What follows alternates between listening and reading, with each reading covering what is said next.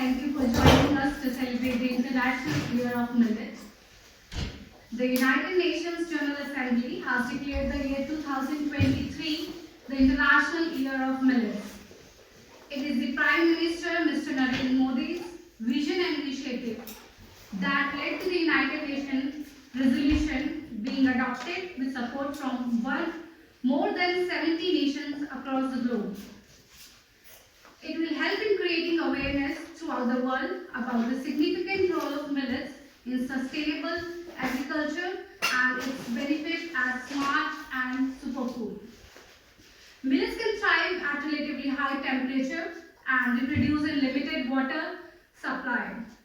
Growing millet has many advantages like being a rain-fed crop with minimal use of fertilizers.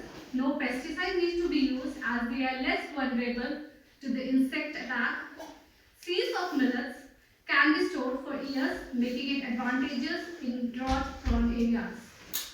Millets have the potential to help achieve the sustainable development goals like zero hunger, good health and well-being, and climate action. It is grown in about 131 countries and is the traditional food for around 600 million people in Asia and Africa. India is the largest producer of millets in the world. In India, millets are grown in about 21 states and are cultivated in an area of 12.4 million hectares, producing 15.53 million tons with a yield of 1247 kgs per hectare. Now, I would like to invite Shared Affairs, Mr. Terence Dick, to say a few words.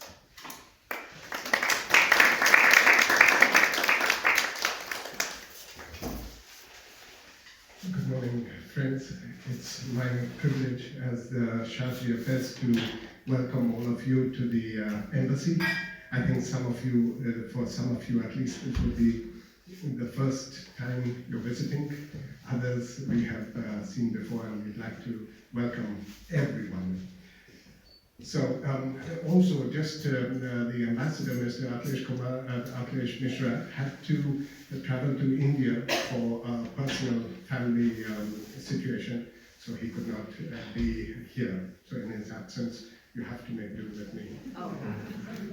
Well, we could ask why International Year of Millets. Well, perhaps you could think about this. Just over about 700 years ago, Europeans, mainly led by the Spanish, were trying to find a way to go to India. For what? Food. Of course, it was mostly spices at the time, isn't it?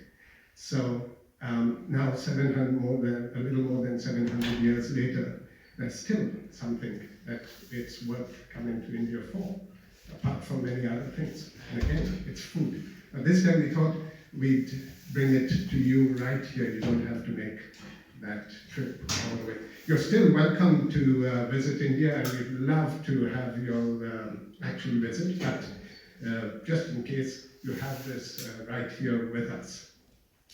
Now, when we think about we have so many machines, and some of the things that we have, some of the machines we have are so efficient, we're really happy with them, isn't it?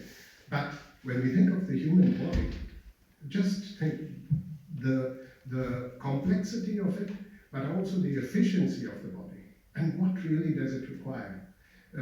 Imagine we are sitting in a restaurant, and our bodies are able to actually order whatever they want from the menu.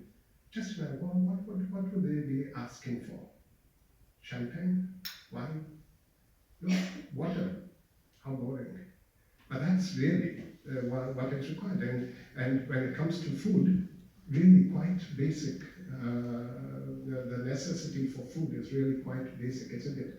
I was looking at a book on recipes over here, and one of the first things I saw was that the quantity of food that we should eat at one meal, and it said, as a rule of thumb, the quantity should not exceed your fist rolled up. And why? Because that's the size of your stomach. Anything more than that doesn't go into the stomach. So that's the quantity of food. I threw out the book because I like. But anyway, the thing is that here we have something that is both healthy, as we are going to see Dr. Rajvinder will be telling us about that, and also sustainable. And we are going to see how millets can help the climate as well, and the places where it is grown. So, without further ado, I'll ask Dr. Rajvinder to come and let us know something more about all the health benefits of millets. Thank you very much. Thank you, Komal and Francie, for a wonderful introduction. And some of you know me anyway, my beautiful people from Wicklow and Dublin, and Dr. Brennan and Dr. Neil Rogers with that here. Thank you so much, and I will get to know more of you. So, why we are here today, you all are wondering, there is a big movement going on in India, which is called International Year of Millets. So, Indian government kind of proposed to the United Nations of Global Assembly to kind of have 2023 as a global international year of millet, and they said yes. Once that was going ahead, India took like a big kind of enthusiasm to promote this 2023 as a kind of a global millet year. That's the reason to have it as a global millet year, but for the moment it's like an international millet year. So in December 2022, there was a big conference. It was celebrated in Italy and Rome, where a lot of the government officials and other patrons attended the conference. And then later on, Food Safety Authority and the Farmer Safety Authorities got together and they served the millet luncheon, which we'll be having today, to the parliament members to kind of promote the millet further to the nations. And to kind of keep that program further, there is a lot of program going on, and Modi ji shared his vision, our Prime Minister Narendra Modi. His vision is like having 2023 as a people's movement year, not only government, and then his vision is to have India as a global hub of millets. So that's why we are here today, to know a bit more about millets, like what were they and where are they gone. Millet is known as actually ancestral crops. Our ancestors used to eat that, and then we're gonna see now how millet slowly disappeared from the systems, and it's rebranded now, it's renamed as a superfood, or as you can say, one of the nutri-cereals here. So it's packed with nutrition, packed with everything that is demand of the modern generation. So that's what is like millet, and you'll get to see later on the beautiful samples laid out here, and you're free to take it with you. I'm sure you'll be told more about that. So that's the Eat India Right movement, which is going on actually since 2018. And if you research about it, you're going to find a lot of small videos and a lot of small clips by Eat Right India. And it's only Eat Right India movement, but I'm sure it'll be going to be slowly Eat Right Global movement. That's kind of probably the vision Indian government is looking at. And that's the demand of the climate change. That's the demand where our environment is changing. And this, sadly, the war is going on, so we all know we need to have a lot of abundance of food and energy in our home. So I think it's kind of when I read more and more preparing for this presentation, I said, this is answer to actually a lot of issues that we are facing. Like in Ireland, we know we have history of feminism and the food was scarcity. And I think the same thing happened in India. When India got the independence, there was not abundance of food. We were looking for food because our ancestors, they were living on millet. And that's when the Green Revolution took place and the wheat kind of started and rice came. And now, if the millet was 40% of the cultivation crop, that dropped to 6%, and the growth of the wheat tripled and growth of the rice doubled. So we have to ask ourselves why.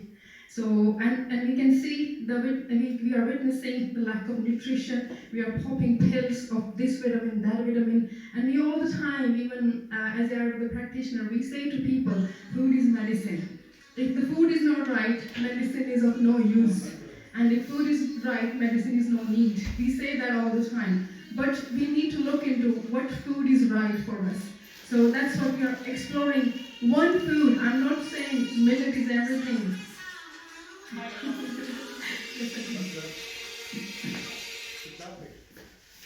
So we'll be exploring that millet is just one part of your diet. I'm not saying forget about wheat and rice. You have to keep the wheat and rice as well because we are now so used to it and we are addicted. And also the new global trend now, and also people when they come, they have gluten sensitivity, they have problem eating wheat, and people can't digest. So I think also we are looking for something solution to that. What is the answer to that? So I think millet can provide a very nice answer if we know how to cook, which you will, I think, hear from our wonderful chef today, Arunji, later on after me. So there's more in the day, so so I say put your seatbelt on and okay. So and these are the two movements who are after this millet, Eat Right India and then the Food Safety and Standards Authority. So these two movements are, there are a lot more, even our sport ministry, our environment ministry, all the 4 or 5 ministries are involved to have the Modi's visions, which is global hub of millet, to make it make it true. So you are seeing the pictures from millet now. So the Eat Right movement, like Francis said, he kind of mentioned quickly, is based on the 3 pillars. We want which is safe to eat. We don't want any crop full of pesticides and fertilizers. We know that now, and we're kind of moving towards more and more organic.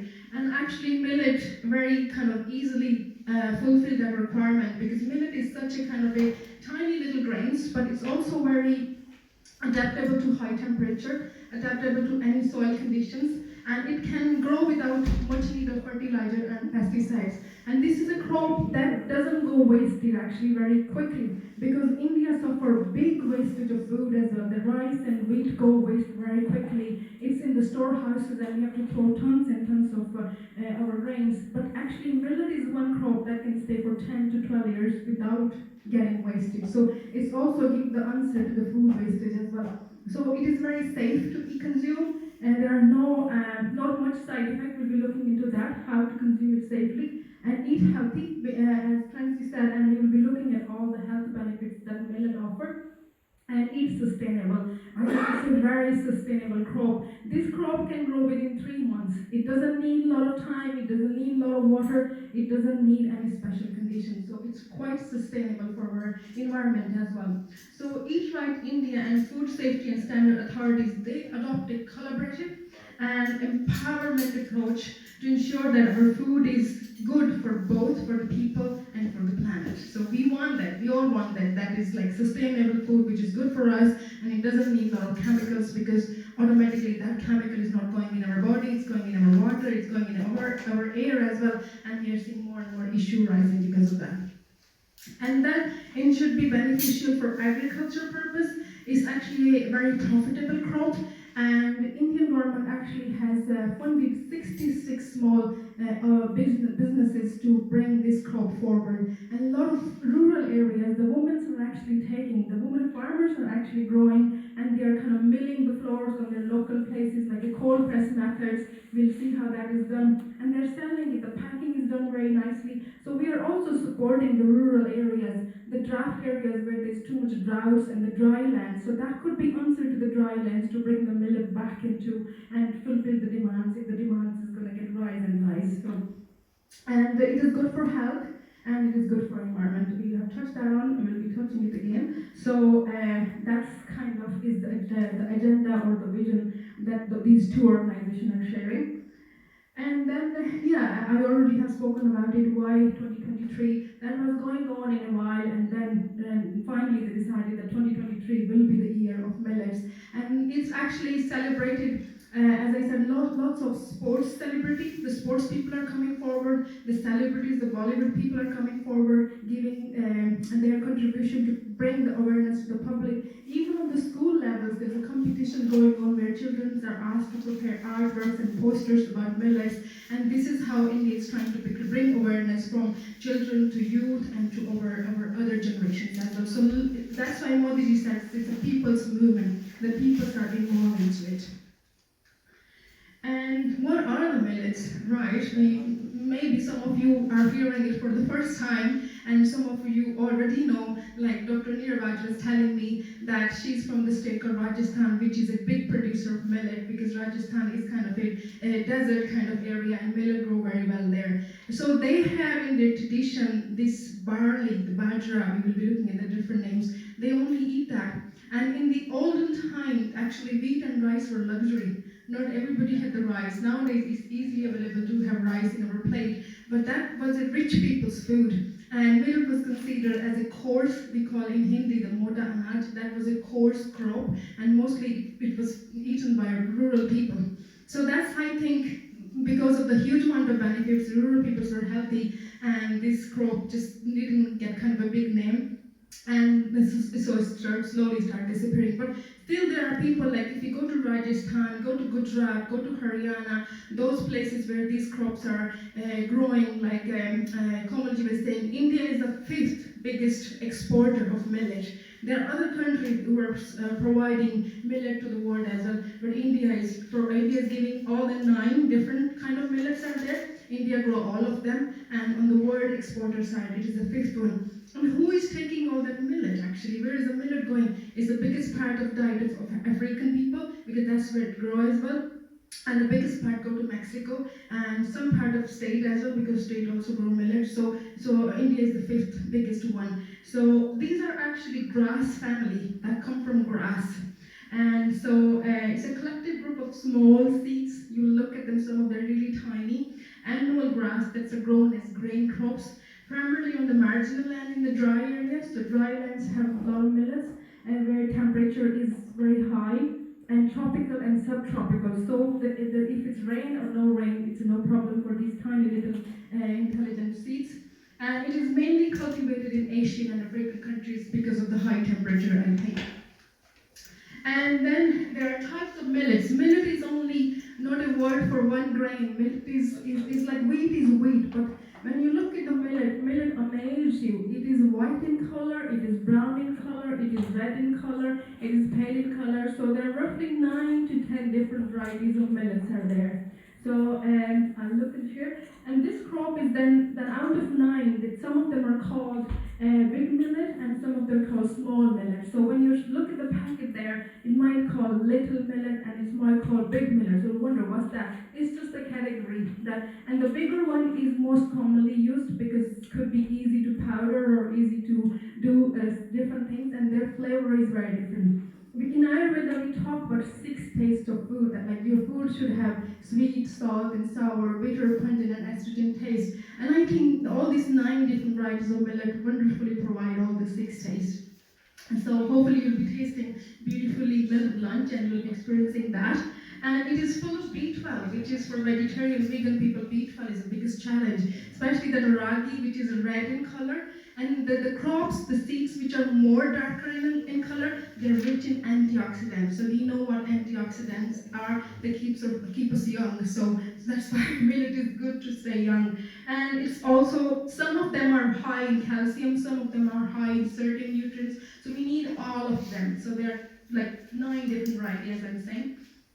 So what is the traditional name? I was listening to a video, and the anchor was saying to this woman farmer, they're very expensive. And then the lady was saying, you have to go to the shop and don't ask the food in English. Ask in Hindi, and then you will get the cheap in the 20 rupees or something. It's not that expensive. It's just you're going to the supermarket and asking, I'm looking for millet. Don't say I'm looking for millet. Just say, I'm looking for jowar, I'm looking for bajra. And this is how I think most of the traditional people would know. Like Neeraji is saying, they use jowar. Her mother just eats jowar roti. She doesn't eat wheat roti. So I think the traditional names also very important. So I encourage you all of you to get to know the traditional name as well.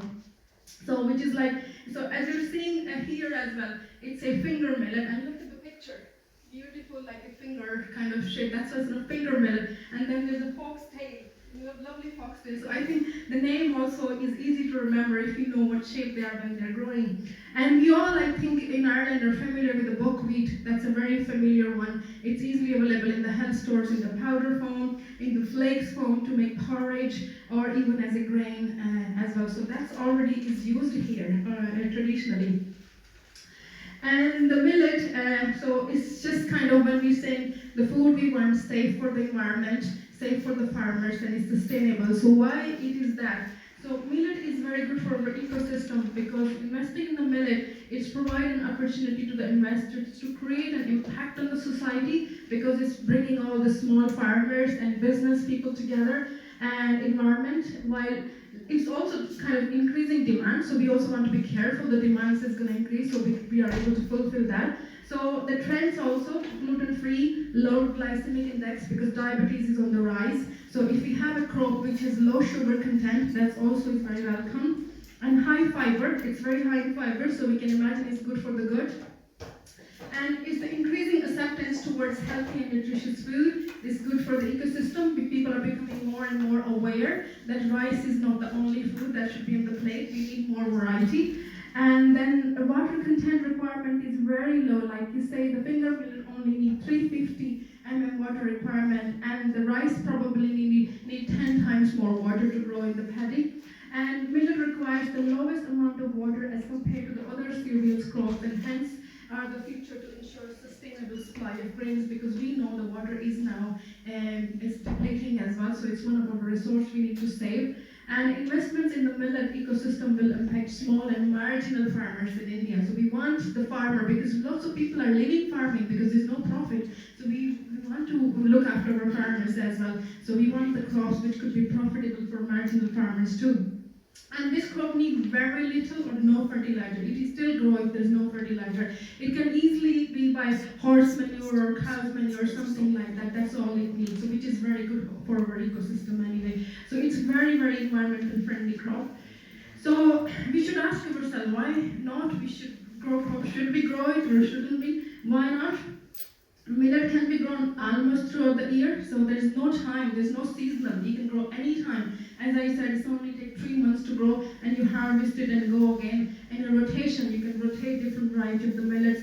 And also, if the farmers are growing wheat or rice, I think it could be a very good crop rotation.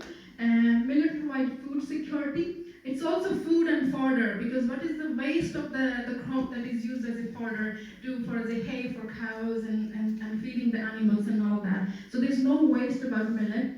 And health, nutritional, livelihood, ecological benefits as we are experiencing now. Whereas paddy and wheat only provide food security. So there's not much benefit from, there's a lot of waste from those. And the paddy is, as you know, paddy growing a lot of water, so there's a lot of methane gas released, so which is not so beneficial for our environment. And millet doesn't need that paddy, that water, so it doesn't release any methane gas to the environment. And it can also minimize because in certain part of Asia, there will be anemia could be on rise, the bone density we are experiencing is a problem, so there's a lot of malnutrition in the African countries as well. So it can easily actually help to minimize malnutrition as well, because these little tiny seeds are packed of nutrition. So I just tried to did a little bit of comparative study. There's a lot more of nutrients. I only picked few just for education purpose. If you are interested, you can do more research. So when I say nutrients, so it's the certain ones, and then they are in some of them in gram and some of them whatever units they are, and then it is compared versus 1 cup of cooked millet, 1 cup of cooked rice, and 1 cup of cooked millet. So wheat, rice, and millet. So let's just see protein. So in the wheat, the protein is 7.46, and the rice is only 4.6, and the sorghum, one of the variety of millet, jowar, is 11 grams. So we can say how much protein we have from just 1 cup of millet. And then let's look at the fiber. The fiber is 10 versus only 2 in rice. And then the sugar content, that's an interesting one. The wheat is 1.12 sugar, 1.12 gram of sugar in 1 cup of wheat. And rice is 0.17, which is, I was quite surprised. I thought rice would have more. And then millet is 0.23. And it is very slow release of sugar because the glycemic index is low in the millet. That is the difference between the millet and the rice or wheat. Wheat will be a quick spike in the sugar, and millet will be a slower release. So it's very safe for diabetic people as well. And there's a lot of studies, lots of people actually on YouTube or on the newspaper coming forward that they just by adopting millet diet, they're curing their blood sugar. So it's a big answer for India because India is very high in the diabetic as well. And a lot of other nations are becoming high on diabetic now. So I think it can easily resolve the problem diabetes if you adopt the diet of millet. And then the calcium, especially women know this, the bone density coming to the age of 50, osteoporosis, osteopenia is on the rise. So if 1 cup of millet is providing 40 milligrams of calcium, it's not bad. It's much better than taking a lot of supplements, and it's growing. Its absorption is also, you're absorbing that 40 milligrams, it's not going into the toilet. And the magnesium, which is also, more studies are coming with the nutraceuticals that people are deficient in magnesium. So this could be very good for teenage girls because of the cramps and PMS symptoms and all that. So millet could be answered to that because of high content of magnesium in it. And the saturated fat, only 0.3 fats in it versus 0.14, 0.12 in the rice and wheat. And very high in antioxidants. Unfortunately, rice have no antioxidant to offer, so that's not helping to stay young. And wheat has like 113, and millet has 121, so more amount of antioxidants. So antioxidants save us from the free radicals, save us from pollution, save us from aging. So we need more and more. And it's also, millet is high in collagen, which is kind of keep the skin elasticity good. So I think we can make very nice face packs from it. Vitamin A, very good for eyes. So wheat is 4.2, 0 rice, 5.22 vitamin A in the millets. Great. Iron, which I was saying, the iron deficiency, anemia is kind of another kind of disease which is very much common in Asian and African women. So if millet is providing 17 milligrams of iron, which is like much better than taking your Galfer capsule and getting constipated. So. And then energy, let's see, if you eat a wheat chapati or bread or something, you're getting 173 kilocalories of energy. Rice give you more because 194, and the millet give you 207. So you feel more energetic, more light, full of nutrition, more antioxidant. So I say that's why millet is considered very healthy. Okay, so even there were more, one of the ragi millet is high in B12, they're high in zinc as well, they're high in some other B complexes and as well. So they are just packed with nutrition. I just mentioned sorghum there because that's kind of 11 grams in sorghum. The other one may not offer that, so it's the variety. The different millet, they're offering different nutrition. And then if we continue, I can go all day without the health benefits of the millet, so just kind of choosing few of them not to bore you too much. So millet are rich in fiber, and it's non-starchy polysaccharides. It's not like a starchy kind of fiber that's just kind of sticking around the waistline. So it's non-starchy polysaccharide, and it's 2 types of undigestible carbs as well, and they are the ones that help to control blood sugar. And these cereals also have low GI, and meaning that it's unlikely to spike your blood sugar level, so very safe for diabetic people. And millet also is rich in some phenolic compounds. So phenols again act as antioxidants that protect your body from oxidative stress. And millet contains soluble fiber, which produce a viscous substance in your gut. In turn, it traps the fat and help to digest the fat, so automatically it helps to lower the cholesterol as well. So millet is also a good protection against heart diseases. So it's good for cardiac patients as well. And millet could be a good answer to gluten sensitivity gut issue. I see a lot of that in my practice, like the stomach issues are on the rise. Celiac, because of the gluten-free, celiac people can also enjoy the millet. And IBS, which is one of the problem, irregular bowel syndrome, bloating, low bone density, obesity, because it's also helped with the fat loss, weight loss as well. So these are just few to mention. As you're going to explore, you're going to get more and more benefit. Everybody responds differently to different foods, so I'm sure there are a lot more benefits. So yeah, so do we think it's an answer to the global issues? Yes.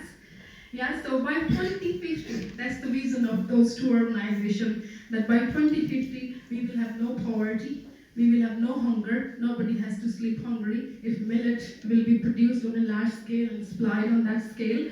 And it is kind of very good for health, a lot of health benefits.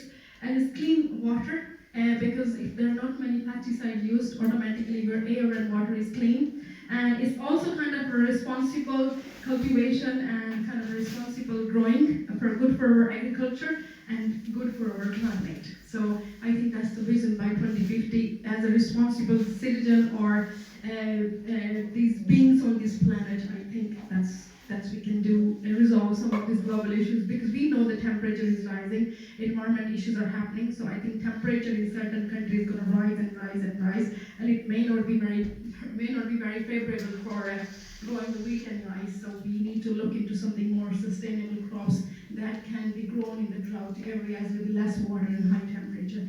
So that could be a solution. Millet could be a solution to a lot of global issues. I think that's what Indian government has already sensed, and that's what is kind of trying to incorporate. So if you're still alive by 2050, we will see all this happening.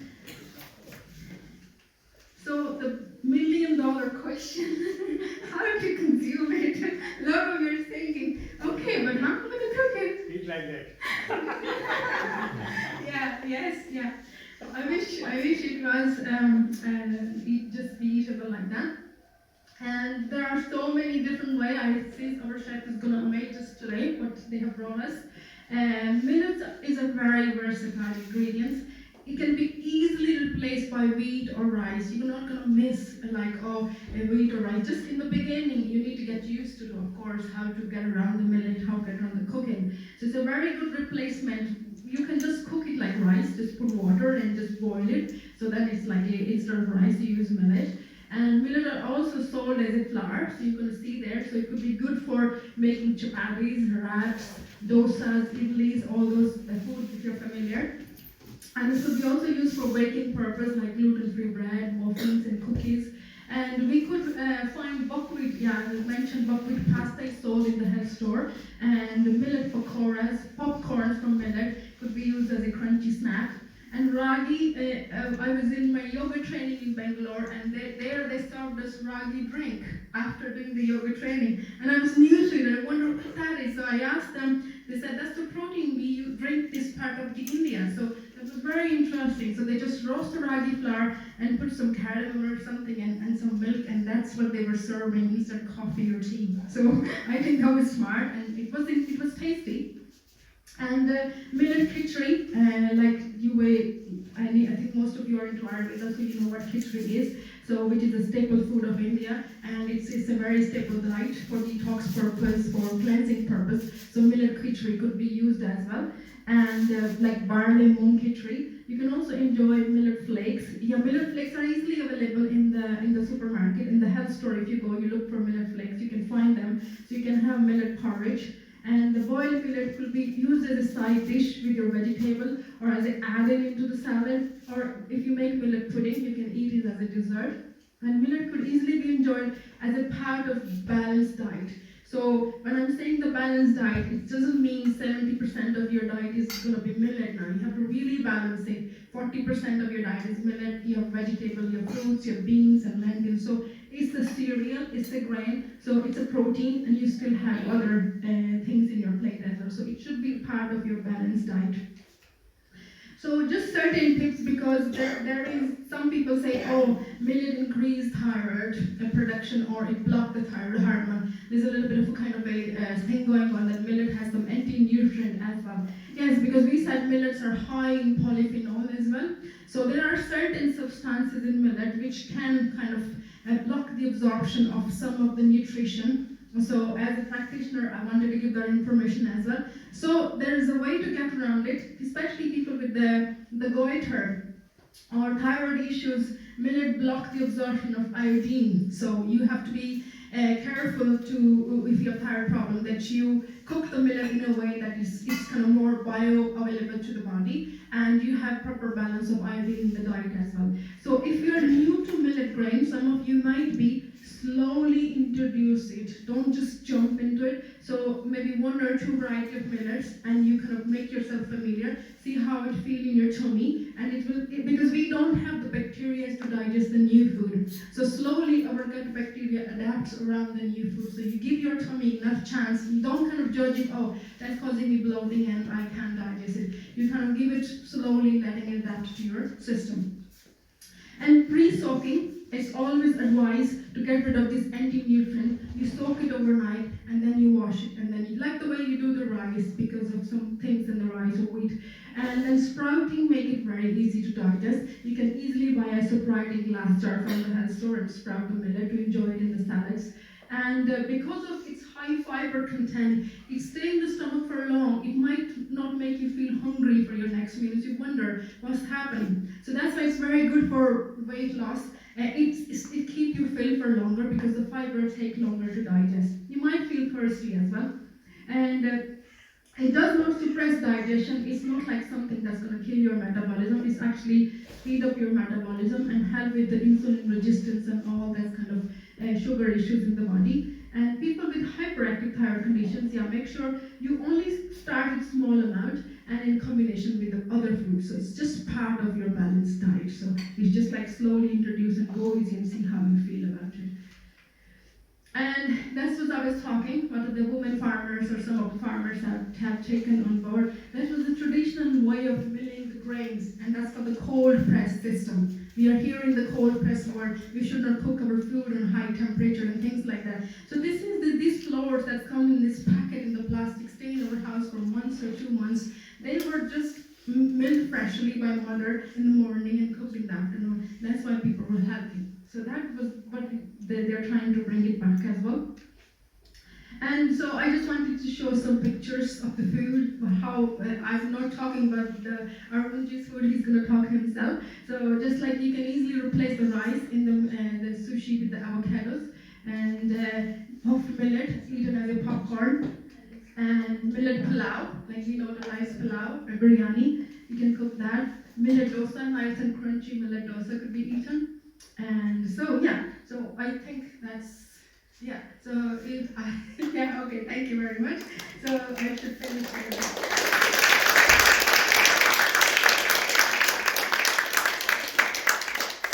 So I'm going to invite Arunji now to talk about this tasty food he has brought and make us appetite going for it. Sorry, just 1 second. Any questions?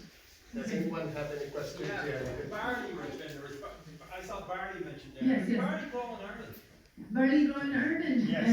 I think so, yeah. Both I have seen in Waterford.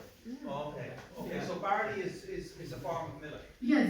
Barley we'd be used to, because it's in all soup mixes, you know. Yes. Barley stew is very common, barley water is very common. It's in beer. Barley. Yes, it's used in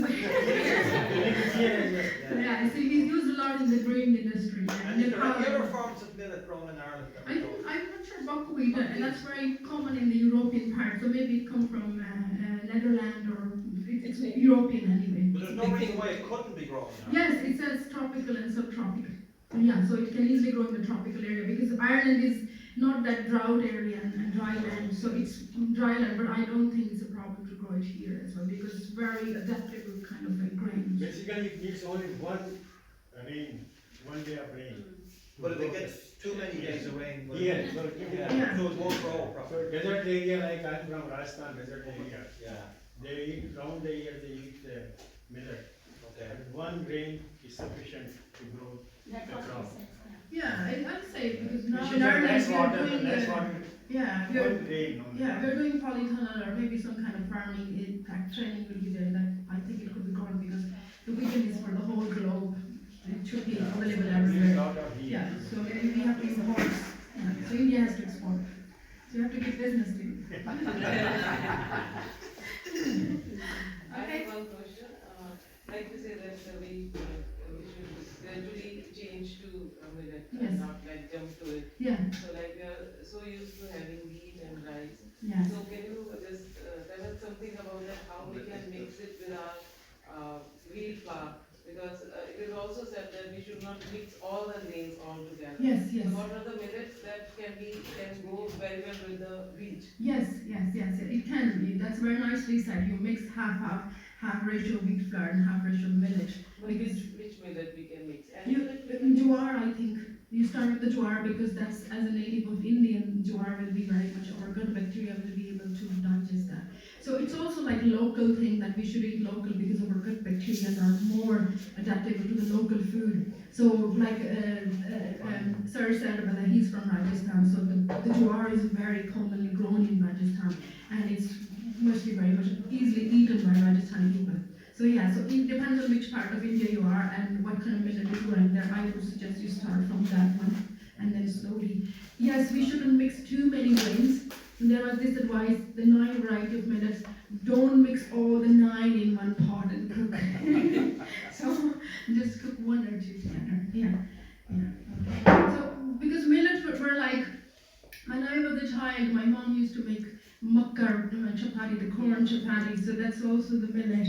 We had wheat and rice as well, but that was only seasonal, and the rice was more in the summer because of the cooling effect, but now rice is eaten throughout the year. And the wheat was like, refined wheat is more in the diet. Refined wheat was like, if you have a samosa now, samosa was only either you have a birthday celebration or you're going to a wedding. That's how the samosa was available, or laddu, or sweets were available. But now you can go to the shop and buy anytime. Yeah, so this is where we have to be more responsible to look after our health and gut and just kind of. I have one more question. Like whenever we cook wheat, millet, any chapati or something, so they are very dry. So people are going to put butter or desi ghee on it. Yes, yes. So like, how to avoid that? Can you suggest something? I find it very too dry to eat. It is a bit dry, yes, yes. So I think you knead the dough with the hot water and let it set a little bit, and you just use at the end a tiny bit of butter, because you don't want to eat too much of dryness for long term either, because that's like increases like, so you end up increasing too much dryness.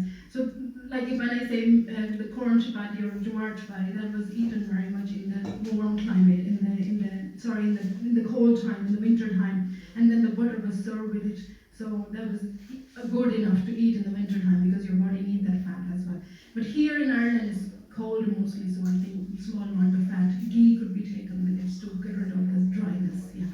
Or you can add like some of the flax seeds in it, that can help. So there could be different methods to cooking, I think, to avoid that. Yeah. And you can wrap it in the muesli cloth, the chapati doesn't go to dry, or eat it fresh immediately. Yeah? I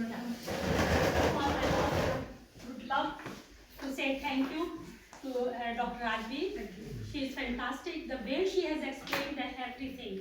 And just as she said, I'm from Rajasthan, and from the childhood in our houses, it used to be, especially in the winter time, Dr. Rajvi. Not in summer, but in winter time, because summer is very, very hot in Rajasthan. Not minus, 45-degree temperature. But I just wanted to finish my little talk or little words that my mother used to sing at winter time. Bajariya thari khichdi, lage ghani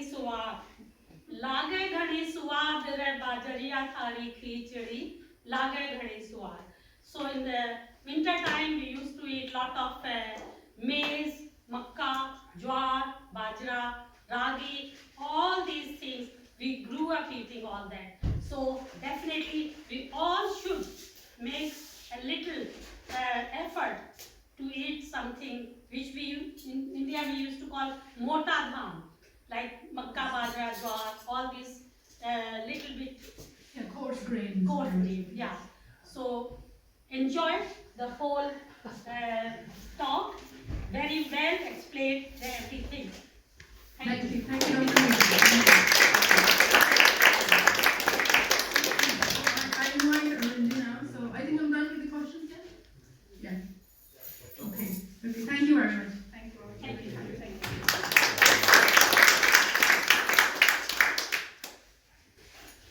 Hi, good afternoon everyone. First of all, I would like to thank Karan Singh and Hema for actually giving us this opportunity to be part of this great initiative. As we all know, the United Nations South Africa declared this year as the National Year of Millets. Millets are actually been very much part of our ancestral tradition in India, and this initiative actually has provided this humble millet its rightful place. Millets are actually, can grow with very little effort, and they can actually grow in areas which are very little water. They are naturally gluten-free. They are good for diabetes. They balance cholesterol.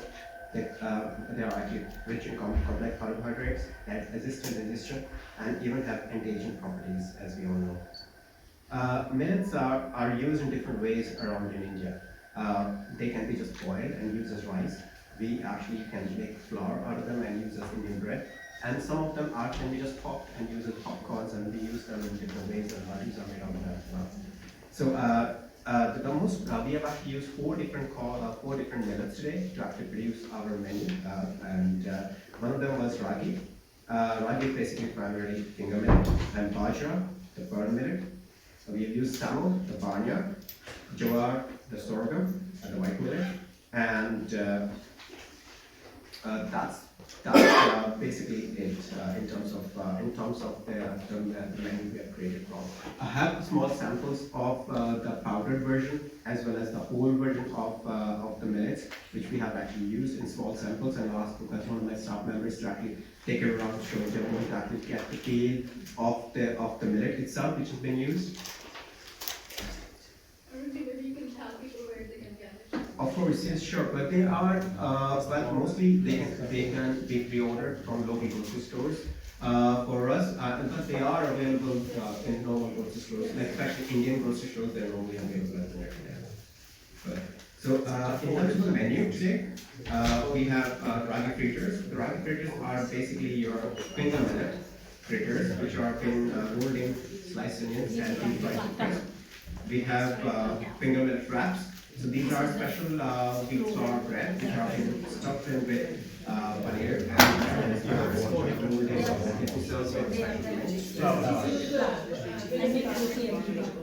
it's a millet flour.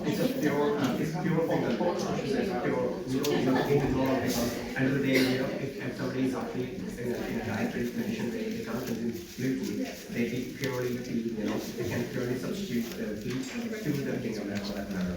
And we actually do that back in home as well for that matter, we use the sorghum for that matter, jowar and bajra can be used without any use of wheat in it. So it's actually very completely vegetarian, completely gluten-free.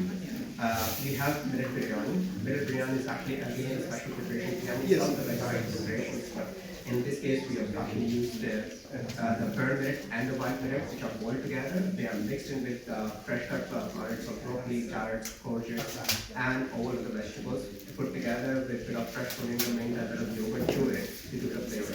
And they are absolutely they're finished with a bit of cold water to it, and as you on the plate, you probably along with that, we have something very healthy. It's called basically it's a version of curd rice. So it's called barnyard. The barnyard bread is again very common, which actually mimics rice in a way, so we can easily substitute for rice. So basically in this case we have barnyard boiled barnyard millet, which is actually been mixed in with fresh yogurt with fresh cut white fruits to it to give a bit of flavor, finished with a tempering of mustard and chilies to it.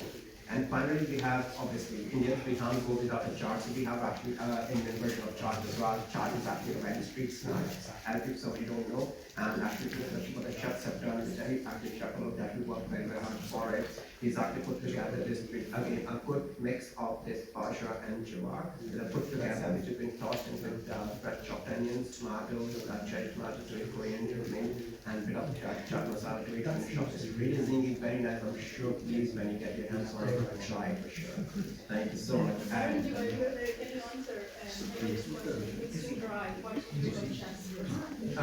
dry what? Sorry. Why when you make chapati these millets they're dry? Again, I was actually one of my staff, and he's from Kerala, and his father was in army, and he was given this finger ragi as part of the rations, and he didn't like it at all. So his mother would come up with many different ways actually to stuff him as you mentioned about yoga thing. In that case as well, the ragi powder form getting mixed with milk and obviously with yogurt to make like a drinkable drink as well.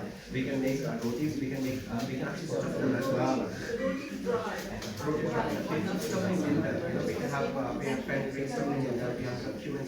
to actually, obviously, the rice is important, and the problem, because the wheat isn't there to be drier compared to the wheat, as you say, but when you actually add flavors to it, because India is actually has a lot of flavors in there, we can add to actually substitute that dryness with the flavors to actually make balance it out and make it as effective as it is for that matter, you know. Obviously back home, you know, people as in Rajasthan for that matter, we use a lot of ghee as well to actually nice stew, you know, fresh butter to make it nice and soft and easy enjoyable as well. But people who actually are who are allergic, who actually get a dairy allergic and can actually substitute that with coconut or refined coconut or something like that. Don't use the virgin ones because when you have strong coconut flavor to it, but the refined one, it has the same texture as the ghee, as the clarified butter will actually give you the flavor of that.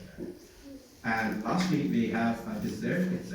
These are again a finger millet dessert. Basically, these are balls which are actually made out of finger millet as well, which are coated with fresh coconut on top of it as well as to finish off everything. And then the chai, just to wash up.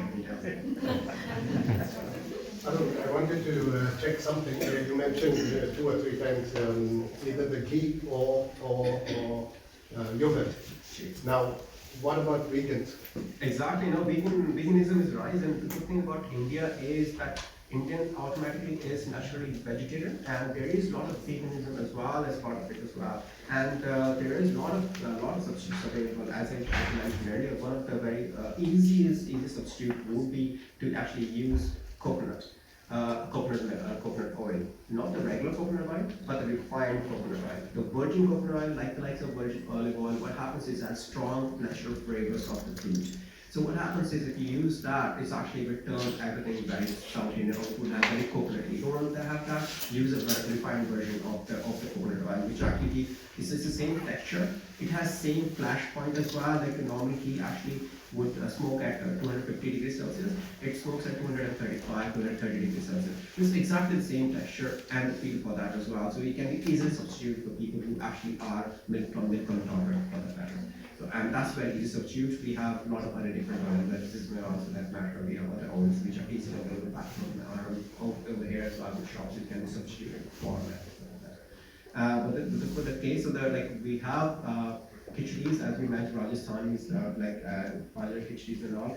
We actually we don't have to use the ghee at all in that. It's after delicious itself. We can use a lot of substitutes for that as well to make it flavorful, and like dal itself, you know, give nice creamy texture. If you add it on moong dal or dal which is boiled together, it gives nice creamy texture to the millets, which actually can be rather than using ghee for that matter. Yeah, yogurt does the same thing, but can be used. One of the lentils can be used like soupy form of lentil, creamier texture, but would substitute for that.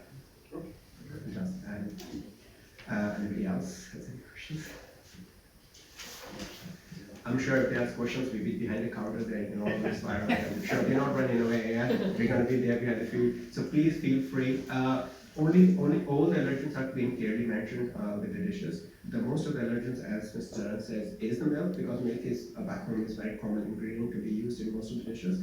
But milk, except milk and mustard, most of the food is allergen free. But if you have any allergies or anything, please ask me or any of the staff members. We'll be more than happy to help you.